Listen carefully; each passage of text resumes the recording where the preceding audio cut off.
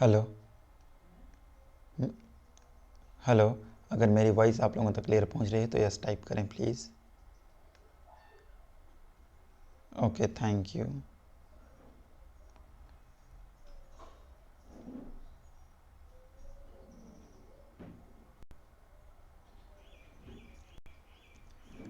Hello everyone, good morning सभी को। Zoology BSc second year की इस क्लास में आप सभी का स्वागत है। सारे स्टूडेंट जल्दी से ज्वाइन करें। आज हम लोग इस टॉपिक में देखेंगे blastula and blastulation and implantation. तो किस तरह से जाइगोट में क्लीवेज होता है और ब्लास्टुला का फॉर्मेशन होता है और कैसे वह एंडोमेट्रियम वॉल पे इम्प्लांट होती है। इसी चीज़ को हम लोग आज इस वीडियो लेक्चर में कवर करने वाले हैं। चलिए स्टार्ट करते हैं।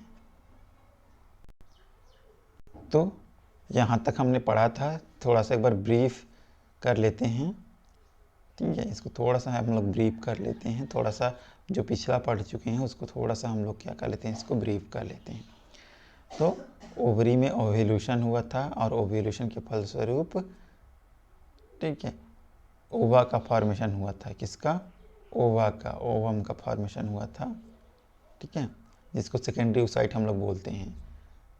तो ये ओवा है और इधर से क्या आया था, इधर से स्पर्म। ठीक है, स्पर्म, ये दोनों आपस में क्या किए थे, फ्यूज़ किए थे। दोनों का क्या हुआ था, यहाँ पे फ्यूज़न हो गया था। तो यह देखो, स्पर्म और ओवा का क्या हुआ था, फ्यूज़न हो गया था। और फ्यूज़न से फिर क्या बना था, जायगोट बना था। ठीक है, इसके फ्यूजन से, स्पर्म और ओवम के फ्यूजन से जायगोट बना था। अब इसी जायगोट में क्या होता है, कंटिन्यूअस क्लीवेज होता है। जायगोट में क्या होता है, कंटिन्यूअस क्लीवेज होता है। क्लीवेज मतलब, ठीक है, इसमें कई सारे विभाजन होते हैं। क्लीवेज होता है, डिवीज़न होता है।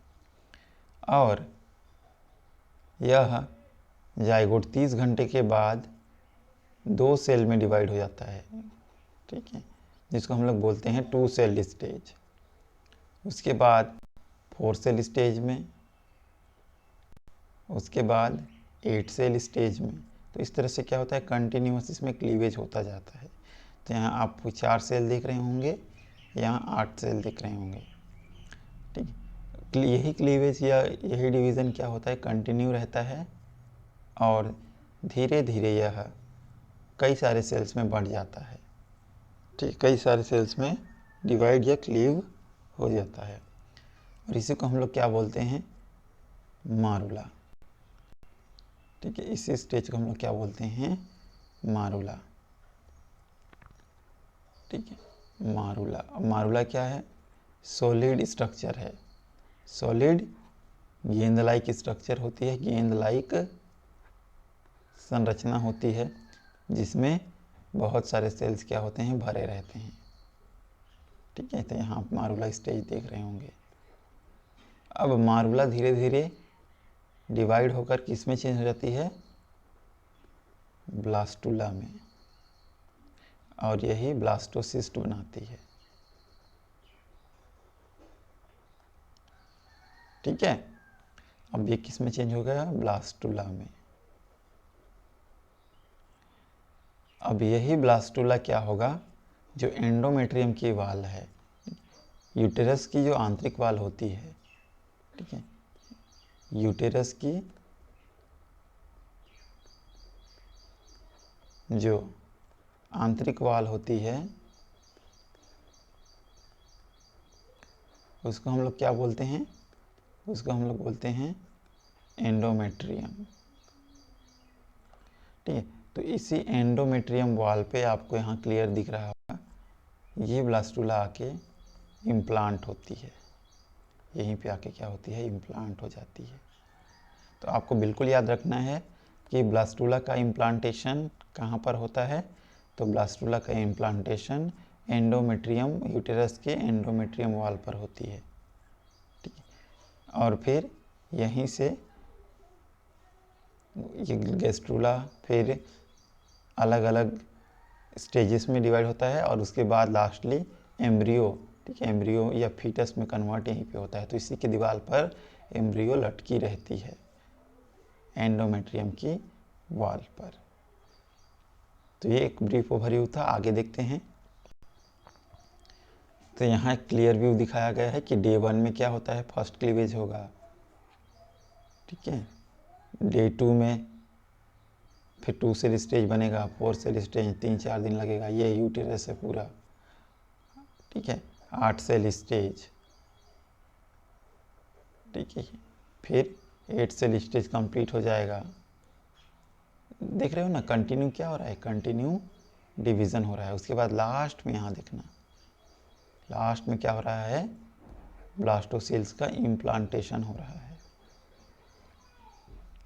ठीक है। ब्लास्टोसेल्स का लास्ट में क्या हो रहा है, इम्प्लांटेशन हो रहा है। इसी को हम लोग क्या करेंगे, डिटेल में देखेंगे यहाँ। तो चलिए स्टार्ट करते हैं। ब्लास्टुलेशन या implantation, blastulation and implantation. Blastulation को हम लोग हिंदी में कोरक भवन कहते हैं और इम्प्लांटेशन जिसको रोपण कहा जाता है। तो देखते हैं, फर्टिलाइजेशन के बाद क्या बनता है, हमने क्या देखा था, जायगोट बनता है, ठीक है। इसी जायगोट में क्या होता है, कंटिन्यूअस क्लीवेज होता है, विभाजन होता है और बहुत सारे सेल्स बनते हैं जिसको हम लोग बोलते हैं मारुला, ठीक है। क्या बोलते हैं हम लोग इसको, मारुला बोलते हैं, ठीक है, क्लियर। इसको हम लोग मारुला बोलते हैं। हिंदी में इसको हम लोग तूतक भी बोलते हैं। 8 to 16 सेल स्टेज, सॉलिड। और ये संरचना कैसी होती है, सॉलिड बॉल लाइक स्ट्रक्चर होती है, गेंद लाइक स्ट्रक्चर होती है। ये मारुला वर्ड कहाँ से आया, तो मारुला वर्ड आपने मलबेरी शहतूत का फल देखा है, ठीक है, शहतूत का फल देखा है, उसी तरह से, ठीक है। शहतूत में क्या होता है, बहुत सारे इस तरह से लगे होते हैं ना पुष्पक्रम, उसी से आया है मारुला वर्ड। अब इस मारुला में क्या होता है, कंटिन्यूअस क्लीवेज रहता होता है, मतलब क्लीवेज कंटिन्यू रहता है, बहुत सारे डिवीज़न होते हैं और डिवीज़न के फलस्वरूप क्या होता है, ब्लास्टुला आगे सेल स्टेज में कन्वर्ट होता है, ठीक है। तो ये ब्लास्टुला का फॉर्मेशन, ये सारी चीज़ें कहाँ पर हो रही है, ये सारी चीज़ें यूटेरस पे हो रही है, ठीक है। और मेनली बोले तो फेलोपियन ट्यूब में, ठीक है। फेलोपियन ट्यूब में फर्टिलाइजेशन हो जाने के बाद ये आगे बढ़ जाती है, ठीक है। ब्लास्टुला का फॉर्मेशन ब्लास्टुलेशन कहलाता है, ठीक है। एक चीज़ याद रखना, ब्लास्टुला का फॉर्मेशन क्या कहलाता है, ब्लास्टुलेशन कहलाता है। और उसी तरह से गैस्ट्रूला का फॉर्मेशन क्या कहलाता है, गैस्ट्रुलेशन। और इसी ब्लास्टुला का एंडोमेट्रियम लेयर पे क्या होना, जुड़ना, क्या कहलाता है, इम्प्लांटेशन कहलाता है,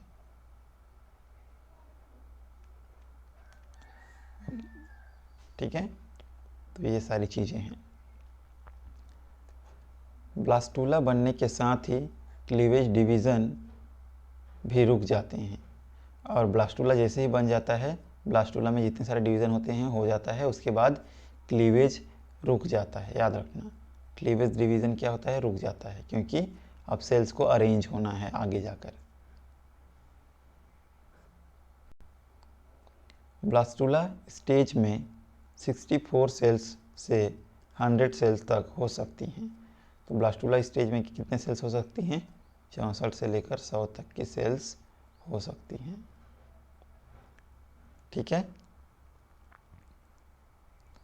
अब हम लोग आगे बढ़ते हैं।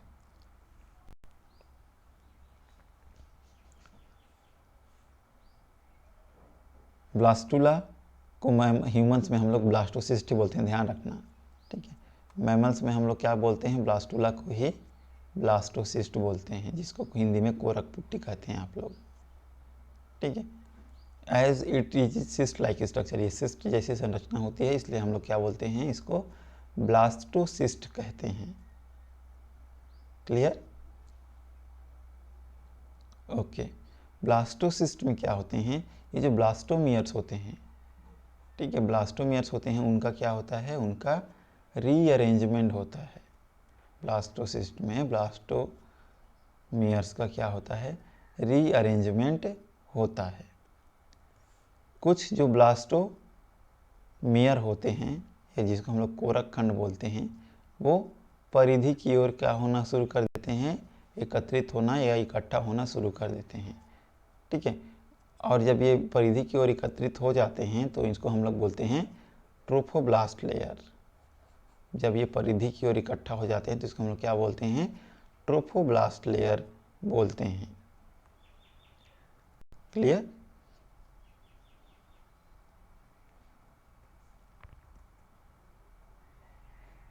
इस तरह से यहाँ आप देख रहे हो, मैं यहाँ एक स्ट्रक्चर यहाँ इस तरह से अगर बनाऊँ मैं, तो ये क्या होंगे, परिधि की ओर इस तरह से। ठीक है, यहाँ बीच में सेल्स थे ना, ब्लास्टोमियर बीच में सेल्स थे, वो अब इसे धीरे धीरे परिधि की ओर आना शुरू कर दिए, अरेंज होना।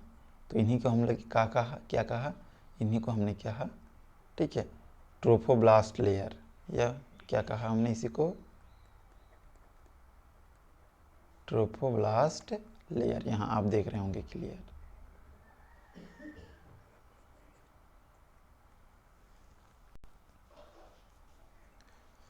कुछ ब्लास्टोमियर एग्रीगेट होकर एक पोल पर इकट्ठा हो जाते हैं। इन्हें इनर सेल मास या एम्ब्रियोनिक सेल या एम्ब्रियोनिक नाप कहा जाता है। तो कुछ ब्लास्टोमियर क्या करते हैं, एक पोल की तरफ इकट्ठा हो जाते हैं, मतलब इधर की ओर चाहे इधर की ओर, तो इसको हम लोग क्या बोलेंगे, एम्ब्रियोनिक सेल या इनर सेल मास बोलते हैं। ठीक है, यहाँ पर आप देख रहे होंगे कि कुछ सेल्स क्या करते हैं, एक निश्चित पोल की तरफ इकट्ठा होना शुरू कर देते हैं। तो यहाँ आप देखिए, तो ये सेल्स है ना, ये क्या होने शुरू कर दिए हैं, इकट्ठा होना शुरू कर दिए हैं। इन्हीं को हम लोग क्या बोल रहे हैं, embryonic cell mass, inner cell mass, इसी को हम लोग बोलते हैं एम्ब्रियोनल सेल।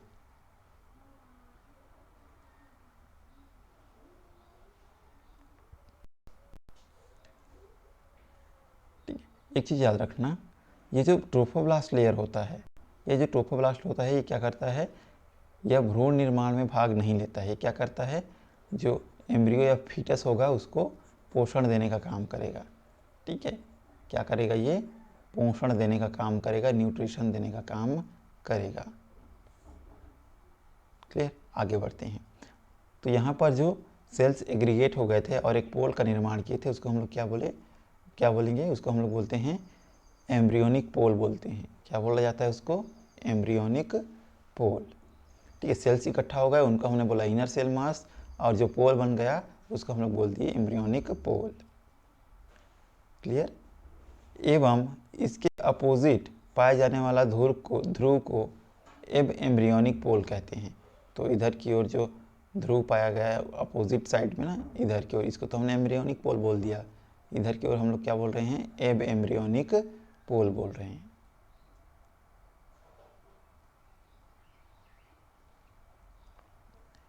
साथ ही कोरक पुट्टी अवस्था में एक खोखली गुहा बन जाती है, जिसे कोरक गुहा कहते हैं। मतलब जो ब्लास्टुला स्टेज में एक खोखली गुहा बन जाती है, और इसी गुहा को हम लोग क्या बोलते हैं, ब्लास्टोसील बोलते हैं। तो यहाँ पर एक तरह से कैविटी बन गई है, इसी को हमने क्या कहा, ब्लास्टोसील कहा।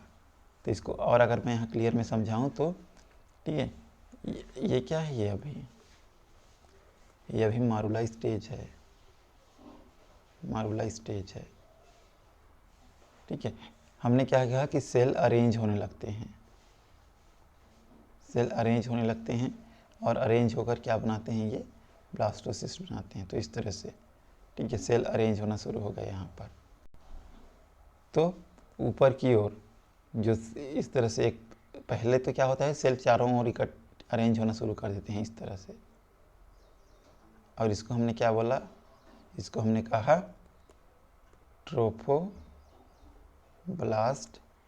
लेयर।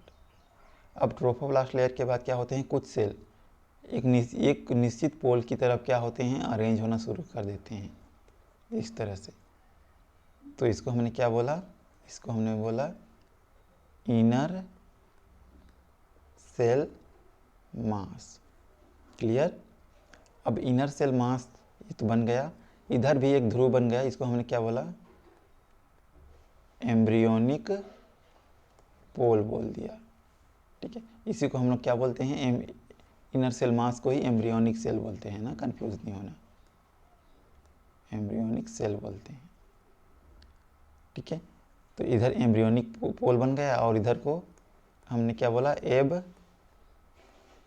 एम्ब्रियोनिक पोल। यहाँ पर ये देख रहे हो खोखली गुहा बन गई है, इसी कैविटी को हमने क्या बोला, इसी गुहा को ब्लास्टोसील। ठीक है, तो ये स्ट्रक्चर बने, यही स्ट्रक्चर यहाँ पर आपको दिखेंगे। हाँ, और इस ब्लास्टोसील्स में क्या होता है, ध्यान रखना, इसमें कुछ फ्लूइड भरा रहता है, कुछ लिक्विड भरा रहता है।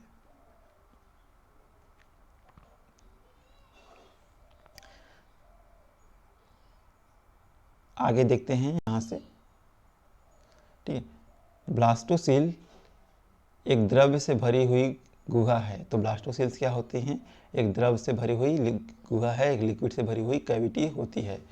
It absorb nutritive fluid from wall of uterus. तो ये क्या करती है, जो भी न्यूट्रेटिव फ्लूइड होती है उसको यूटेरस की वॉल से एब्जॉर्ब करती है। अब ब्लास्टोसील का ओरिजिन कैसे होता है, तो ब्लास्टोसील का ओरिजिन साइजोजिनस होता है। ठीक है, वियुक्ति जात होता है, इसकी उत्पत्ति वियुक्ति जात होती है, साइजोजिनस होती है। अब ये साइजोजिनस व्युत्पत्ति क्या होता है, ओरिजिन क्या होता है, तो अगर इसका फॉर्मेशन या ओरिजिन सेल्स के सेपरेशन से हुआ है, ठीक है, बाई सेपरेशन ऑफ सेल्स, तो सेल्स के सेपरेशन से या कोशिकाओं के पृथक होने से अगर बन रहा है, तो ऐसी डेवलपमेंट को या ऐसी स्ट्रक्चर को हम लोग क्या बोलेंगे, साइजोजिनस ओरिजिन बोलते हैं। क्लियर, यहाँ आपसे यहाँ क्लियर हो गया होगा। ठीक है, अगर इसकी ओरिजिन सेल के सेपरेशन होने से हुई है तो इसको हम लोग बोलते हैं साइजोजिनस ओरिजिन। अब ये जो ट्रोफोप्लास्ट लेयर होता है, इसके दो मेन फंक्शन होते हैं।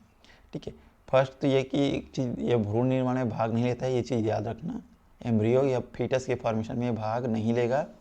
इसके दो अलग फंक्शन होते हैं। तो ये क्या करेगी, जो एम्ब्रियो होगी उसको पोषण प्रदान करेगी, न्यूट्रिशन प्रदान करेगी, और इसके द्वारा जो बाह्य एम्ब्रियोनिक मेम्ब्रेन होती है ना, या एक्स्ट्रा एम्ब्रियोनिक मेम्ब्रेन होती है, वो बनेंगी। तो कौन कौन सी एक्स्ट्रा एम्ब्रियोनिक होती हैं, तो एमनियोन, कोरियोन और होती हैं एलेंटोइन, ये सब होते हैं एम्ब्रियोनिक मेम्ब्रेन।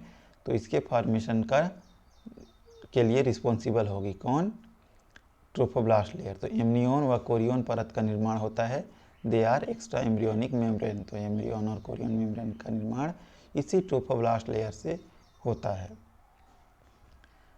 ट्रोफोब्लास्ट लेयर के बारे में एक इम्पोर्टेंट फैक्ट है कि with the help of trophoblast layer blastocyst attach to endometrium of uterus. तो इसी ट्रोफोब्लास्ट लेयर की मदद से जो एम्ब्रियो होगा वो क्या करेगा, यूटेरस के एंडोमेट्रियम वॉल से जाकर अटैच होगा। ठीक है, इसी ट्रोफोब्लास्ट लेयर की मदद से जो एम्ब्रियो होगा वो यूटेरस के एंडोमेट्रियम से जाकर अटैच होगा। क्लियर। अब हम लोग आगे देखते हैं।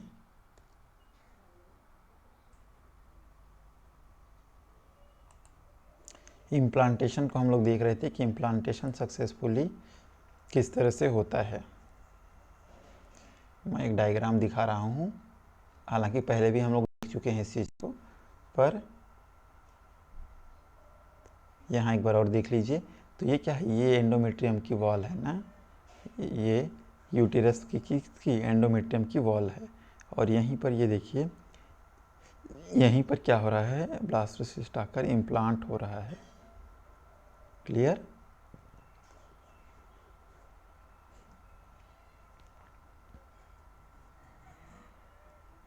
देखते हैं आगे, ठीक है, क्या क्या होता है, कैसे इम्प्लांट होता है। तो कुछ स्पेशल स्ट्रक्चर्स पाई जाती हैं।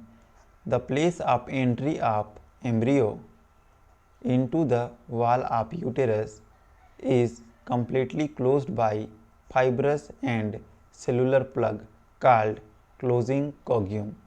ठीक है, तो जहाँ पर क्या करते हैं, ये ब्लास्टोसिस्ट क्या करता है, ब्लास्टोसिस्ट या एम्ब्रियो, ठीक है, ब्लास्टोसिस्ट या एम्ब्रियो क्या करता है, यूटेरस में इम्प्लांट होता है। तो उस समय, ठीक है, एक क्लोज्ड स्ट्रक्चर बन जाती है, उसको हम लोग क्या बोलते हैं, कॉगुलम या क्लोजिंग कॉगुलम। देखो इस तरह से इसको समझो, ठीक है। सपोज करो ये क्या है, ये यूटेरस की वॉल है, ठीक है, ये क्या है, यूटेरस की वॉल है। तो यहाँ पर ये एम्ब्रियो आया और यहाँ पर क्या करेगा, एंटर करेगा, और यहाँ पर क्या करेगा, ये फिर ये इम्प्लांट हो जाएगा वॉल पे, ठीक है। तो इसके जैसे ही ये यहाँ पर एंट्री करता है, उसके चारों तरफ, ठीक है, इस तरह से क्या कर, एक लेयर बन जाता है। तो यहाँ भी देख रहे हो, इसके इस तरह से लेयर बन गया। तो इसी लेयर को हम लोग क्या बोल रहे हैं, क्लोजिंग कॉगुलम प्लग। इस तरह से एक प्लग बन जाता है, ठीक है, ताकि ये एम्ब्रियो क्या रहे, सुरक्षित रहे। तो इसी को हम लोग क्या बोल रहे हैं, क्लोजिंग कॉगुलम, ठीक है। आगे देखते हैं। ब्लास्टोसिस्ट के बनने के साथ ही जोना पेलुसिडा डिसइंटीग्रेट हो जाती है। अच्छा, एक चीज़ याद रखना, ठीक है, जोना पेलुसिडा पहले भी बने रहती है। ये क्या होता है, फर्टिलाइजेशन होता है, जब मारुला बनता है तो मारुला लेयर तक क्या रहती है, जोना पेलुसिडा रहती है, ठीक है। अब जोना पेलुसिडा इस स्टेज में भी रही जब तक इम्प्लांटेशन नहीं हो जाए, क्योंकि जोना पेलुसिडा मेम्ब्रेन का एक बहुत ही इम्पोर्टेंट रोल होता है। एक और वो इम्पोर्टेंट रोल क्या होता है, वो इम्पोर्टेंट रोल ये होता है कि जोना पेलुसिडा परत क्या करती है, ब्लास्टोसिस्ट को एबनॉर्मल स्थल पर रोपित होने से बचाती है, ठीक है। याद रखना, बहुत इंपॉर्टेंट फंक्शन है जोना पेलुसिडा का, कि जोना पेलुसिडा क्या करती है, ब्लास्टोसिस्ट होती है उसकी करेक्ट जगह इम्प्लांटेशन को मैनेज करती है, ठीक है। अगर इसको यहीं पर इम्प्लांट होना है, इस चीज़ को फैसिलिटेट करती है। कहीं भी इम्प्लांट हो जाएगा तो क्या क्या हो जाएगा, प्रॉब्लम हो जाएगा ना, प्रेगनेंसी टर्मिनेट हो जाएगी। इसीलिए जोना पेलुसिडा इस चीज़ को निर्धारित करता है कि जो एम्ब्रियो है या ब्लास्टोसिस्ट है, उसका इम्प्लांटेशन करेक्ट जगह में हो। एक बार जब इम्प्लांटेशन सही तरीके से हो गया, सही तरीके से एक बार इम्प्लांटेशन हो गया, उसके बाद, ठीक है, उसके बाद क्या होगा, उसके बाद जोना पेलुसिडा नष्ट हो जाएगी, ठीक है। तो जैसे ही क्लीवेज समाप्त होगा, जोना पेलुसिडा नष्ट हो जाते हैं। मीन्स ब्लास्टोसिस्ट के बाद क्लीवेज क्या होता है, बंद हो जाता है, ठीक है। ब्लास्टोसिस्ट के बाद हमने क्या पढ़ा है कि क्लीवेज बंद हो जाता है। तो ब्लास्टोसिस्ट के बाद क्या होगा, जोना पेलुसिडा डिसइंटीग्रेट होगा या नष्ट हो जाएगा। तो इस तरह से जोना पेलुसिडा क्या करता है, एब नॉर्मल स्थल पर, ठीक है, रोपित होने से बचाता है किसको, एम्ब्रियो को। तो इस तरह से इम्प्लांटेशन क्या होता है, इम्प्लांटेशन कंप्लीट होता है। हम यहाँ पर ब्लास्टुलेशन और इम्प्लांटेशन पढ़े। ब्लास्टुलेशन और इम्प्लांटेशन के बाद क्या होता है, भी कुछ और चेंजेस देखने को मिलते हैं, ठीक है, जिसको हम लोग बोलते हैं गैस्ट्रुलेशन स्टेज, ठीक है। और इस गैस्ट्रुलेशन स्टेज में 3 जर्म लेयर बनेंगे। कौन कौन सा 3 जर्म लेयर, ठीक है, मेसोडर्म, एक्टोडर्म, सॉरी इस तरह से कहो ना, एक्टोडर्म, अरे एक्टोडर्म, मेसोडर्म और एंडोडर्म। ठीक, तो आगे हम लोग इसी को देखेंगे कि गैस्ट्रुलेशन किस तरह से होता है और किस तरह से 3 अलग अलग लेयर्स का फॉर्मेशन होता है। चलिए कंटिन्यू करते हैं।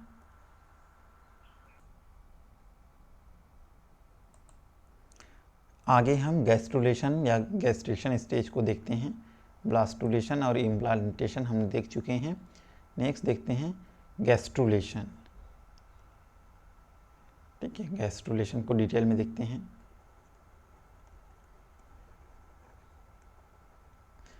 तो गैस्ट्रुलेशन में क्या होता है, तो ये गैस्ट्रुलेशन में जो, ठीक है, ब्लास्टोसील या ब्लास्टोसिस्ट बोल रहे हैं ना, ब्लास्टोसिस्ट या ब्लास्टुला,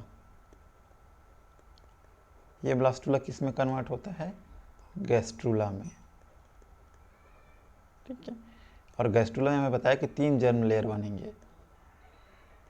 कौन कौन से, एक्टोडर्म, ठीक है, मीजोडर्म और एंडोडर्म। ठीक है, और इसी 3 लेयर से पूरे के पूरे बॉडी पार्ट्स क्या करेंगे, पूरे बॉडी पार्ट्स बनेंगे। तो देखते हैं कैसे पूरे के पूरे बॉडी पार्ट्स इन्हीं 3 लेयर से बनते हैं, किस तरह से गैस्ट्रुला होता है। ठीक है, एक चीज़ और, गैस्ट्रुला में मेनली क्या होता है, जो सेल्स का, ठीक है, रीअरेंजमेंट या लेयर 3 जर्म लेयर का, जर्म लेयर का बनना होता है। देखते हैं।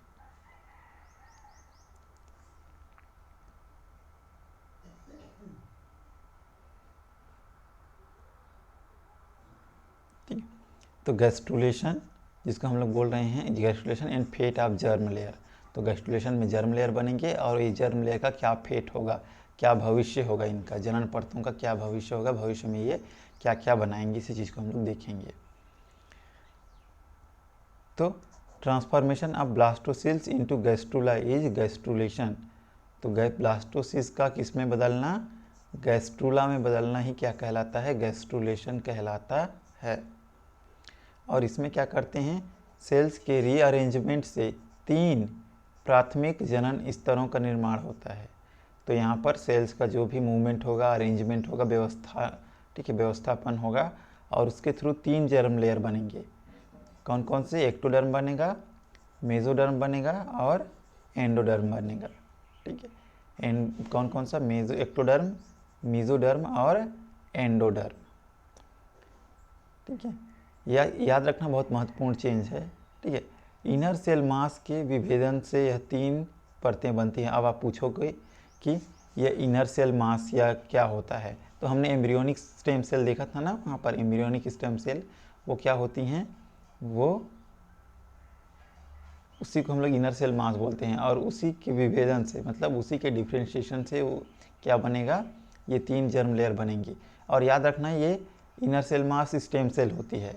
एक चीज़ जरूर याद रखना, यहाँ पर एक चीज़ बहुत क्लियर कट याद रखना, मैं यहाँ आपको एक्सप्लेन कर रहा हूँ।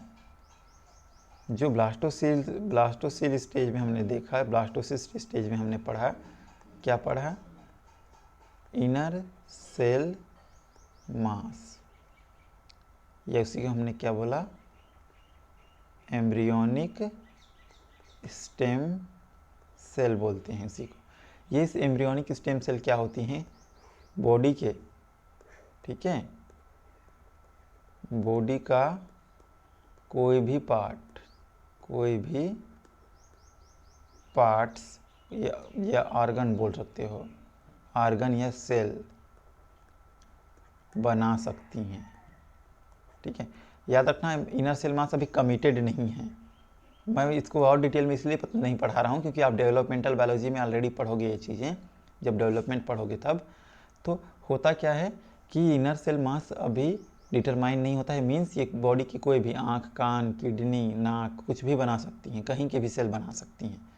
तो ये कैसी होती हैं, ये टोटीपोटेंट सेल होती हैं, टोटीपोटेंट सेल होती हैं। क्लियर, ये अभी डिटरमाइन नहीं है कि मुझे क्या बनना है, ये डिटरमाइन नहीं है। ठीक है, ये कुछ भी बन सकता है। लेकिन इसके बाद ठीक है गैस्ट्रूला आएगा, और गैस्ट्रूला में क्या होंगे, 3 जर्म लेयर बनेंगे। और जब ये 3 जर्म लेयर बनेंगे तो वहाँ पर क्या होता है, वहाँ पर डिटर्मिनेशन हो जाता है। क्या हो जाता है, डिटर्मिनेशन मीन्स ठीक है कुछ सेल्स क्या बनाएंगी, स्पेसिफिकली कान की सेल्स, कुछ आँख की सेल्स, कुछ नाक की, मतलब जो नाक की सेल्स बनाएंगे वो सिर्फ और सिर्फ नाक की सेल बनाएंगी और किसी सेल्स को नहीं बनाएंगे। ठीक है, तो ये एक बार फैसला ले लिए तो ये अपने आप के भी नहीं सुनते।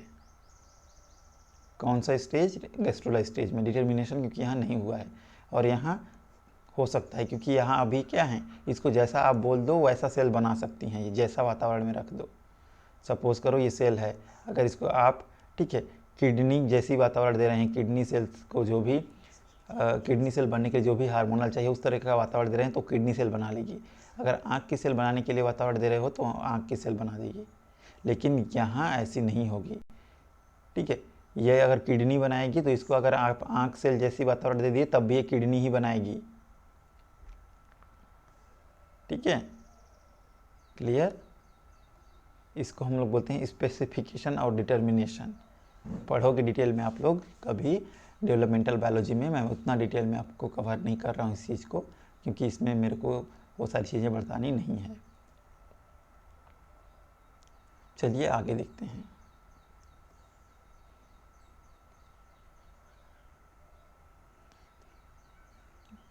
ओके, तो देखते हैं, each of this germ layer form specific organ and organ system of developing animals. तो जो एम्ब्रियो डेवलप हो रहा होता है ठीक है जो गर्भ में, तो उसके अलग अलग ऑर्गन्स का, अलग अलग ऑर्गन सिस्टम, बॉडी पार्ट्स, इस सारी चीज़ों का डेवलपमेंट इन्हीं 3 जर्म लेयर से होता है। ध्यान रखना, डेवलपिंग एम्ब्रियो के जो अलग अलग ऑर्गन बनेंगे वो इन्हीं 3 जर्म लेयर से बनेंगे। ठीक है, गैस्ट्रुलेशन के दौरान आर्केंटरान कैविटी का निर्माण होता है, इसे घेरे हुए एंडोडर्म होती है। तो हम लोग क्या बोल रहे हैं कि गैस्ट्रुलेशन में आर्केंटरान कैविटी का निर्माण होता है। ब्लास्टुला स्टेज में हमने क्या देखा था कि ब्लास्टोसील कैविटी थी, और वही ब्लास्टोसील कैविटी गैस्ट्रुला में आर्केंटरान कैविटी को ठीक है आर्केंटरान कैविटी में चेंज हो गई है। ठीक है, और इसको एंडोडर्म से ठीक है घेरे हुए रहती है, इसे घेरे हुए एंडोडर्म होती है। तो आर्केंटरान को कौन घेरे रहती है, तो एंडोडर्म घेरे रहती है। यह कैविटी ब्लास्टोपोर द्वारा ओपन होती है। याद रखना, यह कैविटी किसके द्वारा ओपन होती है, ब्लास्टोपोर।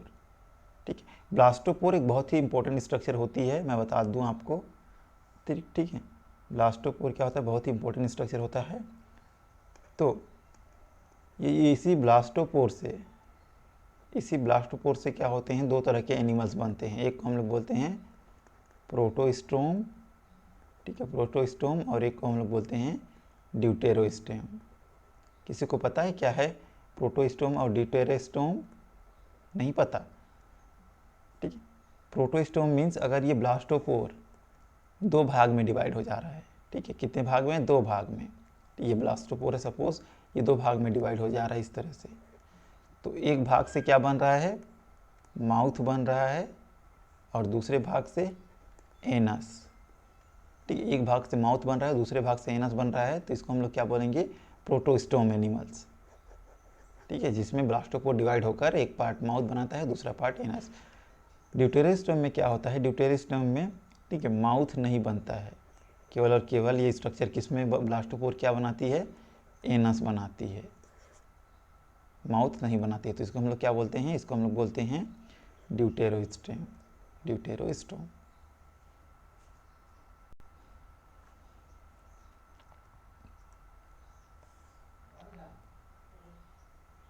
आगे देखते हैं।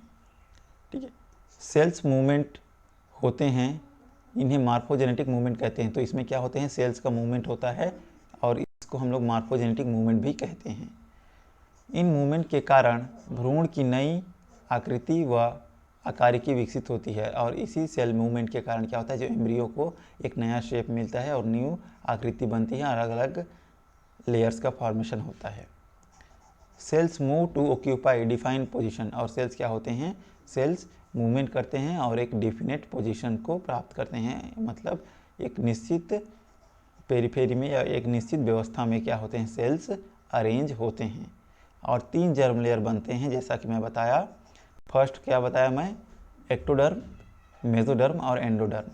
तो देखते हैं एक्टोडर्म, सबसे पहले देखते हैं एक्टोडर्म, क्योंकि मैं पहले ही बता रहा हूँ कि और बताया था कि इन्हीं 3 लेयर से बॉडी के अलग अलग ऑर्गन बनेंगे। तो देखते हैं एक्टोडर्म से क्या बनता है, मेसोडर्म से क्या बनता है और एंडोडर्म से क्या बनता है। इस चीज़ को आप ध्यान रखना, क्योंकि बुक में ये चीज़ें बहुत सारी चीज़ें कवर की हुई नहीं हैं, ठीक है। तो एपिडर्मिस, तो एपिडर्मिस हमारे सबसे बाहरी स्तर एक्टोडर्म से बनती है। एरेक्टेलर पाइलाई मसल्स, जो हमारे मसल्स होते हैं उनके नीचे ठीक है जो पिलाई पाई जाती है वो बनते हैं। पीयूष ग्रंथि, पीनियल ग्रंथि, ठीक है। एड्रिनल मेड्यूला, एड्रिनल ग्रंथि का जो मेड्यूला पोर्शन है वो। आयरिस की पेशियाँ, ध्यान रखना आयरिस की पेशियाँ बोला जा रहा है, आयरिस पूरा का पूरा आयरिस नहीं, आयरिस की पेशियाँ। रेटिना, लेंस कॉर्निया, कंजक्टिवाइटा, लैक्रामाइल ग्लैंड, जो आँख के लैक्रामाइल ग्लैंड होते हैं आंसू, ठीक है। विट्रस ह्यूमर, आँख का जो कचाव द्रव बोलते हैं, ठीक है। Terminal part of male urethra, याद रखना यूरेथ्रा जो, ठीक है, उसका क्या, उसका टर्मिनल पार्ट। लेयर्स जो बाल हो गए, ठीक है। नर्वस सिस्टम, नर्वस सिस्टम में भी क्या, ब्रेन और स्पाइनल कॉर्ड, ठीक है। नेल्स, एनामेल्स ऑफ टीथ, दांतों का एनामेल। एक्सटर्नल ईयर, ठीक है, कान। इंटरनल ईयर, स्वेट ग्लैंड, स्वेत व तेल ग्रंथियाँ। लार ग्रंथियाँ, labia majora and labia minora, जो फीमेल रिप्रोडक्टिव ऑर्गन है उसकी लेबिया मेजोरा और लेबिया माइनोरा की बाहरी सतह, ठीक है। नासल उपकला, गुदा नाल का निचला भाग। तो ये जो चीज़ें हैं ना, ये कहाँ से बनती हैं, ये एक्टोडर्म से बनती हैं, ठीक है। बिल्कुल याद रखना इस चीज़ को, हमारे सिर से लेकर पैर तक, नाखून से लेकर बाल तक जो भी स्ट्रक्चर हैं वो इन्हीं 3 जर्म लेयर से बनती हैं, ठीक। तो हमने एक्टोडर्म से देख लिया कि क्या क्या बनेंगी। अब हम लोग देखेंगे मेसोडर्म से क्या क्या बनेंगी। तो मेसोडर्म से देखें तो बहुत सारे मसल्स बनती हैं आयरिस मसल को छोड़कर, क्योंकि आयरिस मसल्स यहाँ से बनती हैं, ठीक है। कहाँ से, एक्टोडर्म से। Conjunctiva, connective tissue, not a conjunctive, connective tissues, dermis of skin, ठीक है। कार्टिलेज, बोन, लिगामेंट, टेंडन, ये सारी चीज़ें और मसल्स मेसोडर्म से बनती हैं, याद रखना, ठीक है। और मेसोडर्म से और क्या क्या चीज़ें बनती हैं, तो दांत का डेंटाइन होता है, ठीक है। गुदानाल का ऊपरी भाग, निचली भाग तो यहाँ से बनता है एक्टोडर्म से।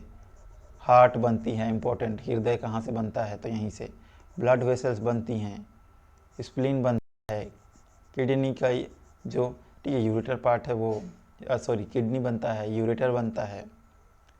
एड्रिनल कॉर्टेक्स, ठीक है, मेड्यूला वहाँ से बना था, कॉर्टेक्स यहाँ से।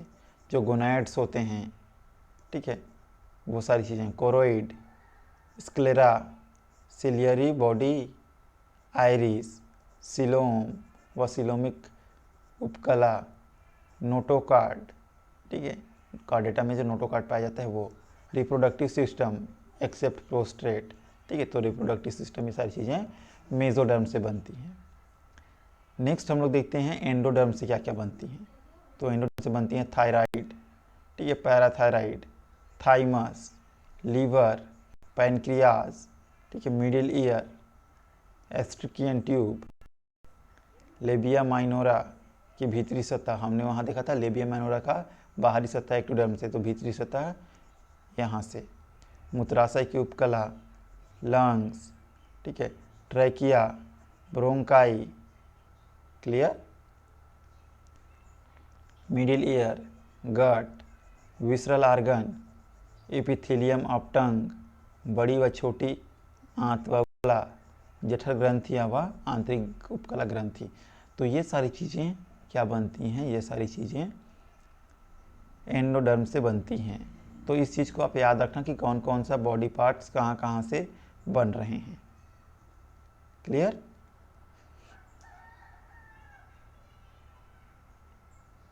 ठीक है, आज हम लोग इतना ही पढ़ रहे हैं। नेक्स्ट लेक्चर में हम लोग और सारी चीज़ें प्रेगनेंसी को इसके आगे हम लोग देखेंगे कि हमने देख लिया कि जर्म लेयर, अब हम लोग देखेंगे प्रेगनेंसी। ठीक है, प्रेगनेंसी को हम लोग देखेंगे डिटेल में, और प्रेगनेंसी के अलावा हम आगे पढ़ेंगे तो जो मेल और फीमेल रिप्रोडक्टिव ऑर्गन है उसकी स्ट्रक्चर को पढ़ेंगे। ठीक है, पार्चुरेशन, ये सारी चीज़ें पढ़ेंगे। तो आज का लेक्चर में बस इतना ही। अगर कुछ डाउट है तो फिर पूछना कमेंट बॉक्स में टाइप करके। अच्छा, और एक चीज़ और, आज 3 बजे या फिर आपको इन्फॉर्म किया जाएगा, एक स्पेशल लेक्चर होगी जिसमें सारे स्टूडेंट को ज्वाइन होना है, पूरे final year, first year, second year सभी को। ओके, ठीक है, थैंक यू।